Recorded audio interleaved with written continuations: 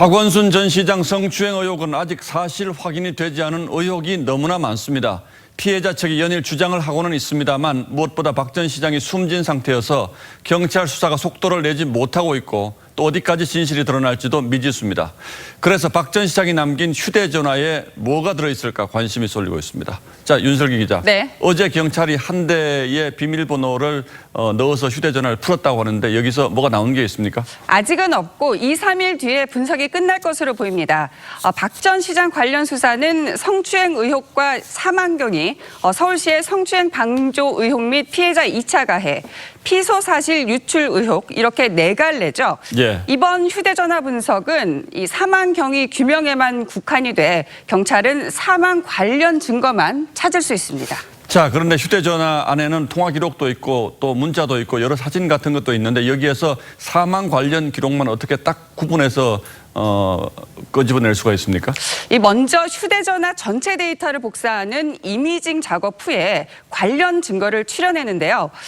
대략 박 전 시장이 피소된 8일부터 다음 날까지 통화, 문자, 인터넷 검색 기록을 분석을 해서 사망 경위를 알아내는 방식입니다. 그런데 이 과정에서 이 성추행 피소와 관련한 박 전 시장의 입장이나 심경이 발견될 가능성도 배제를 할 수 없습니다. 이 역시 사망 증거로 볼지는 경찰이 판단하게 되죠.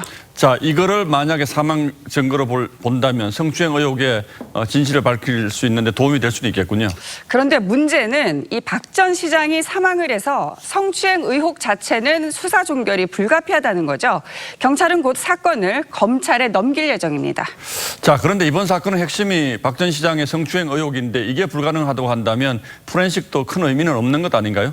그렇지는 않습니다. 이 서울시의 성추행 방조 의혹 수사 등 다른 수사들을 통해서 휴대전화의 진실에 접근할 수도 있다고 하는데요. 들어보실까요?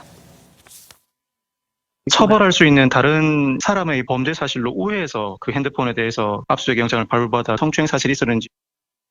자, 그러니까 관련된 다른 사람의 수사를 하다 보면 자연스럽게 성추행 의혹도 드러날 수 있다 뭐 이런 거죠. 그렇습니다. 자, 그런데 관용전화 말고 또 2대의 휴대전화가 더 있지 않습니까? 네, 그런데 어디 있는지 지금 알려지지 않고 있습니다. 경찰이 총 3대에 신청한 통신영장 또 관용 휴대전화 압수수색 영장도 기각이 됐죠.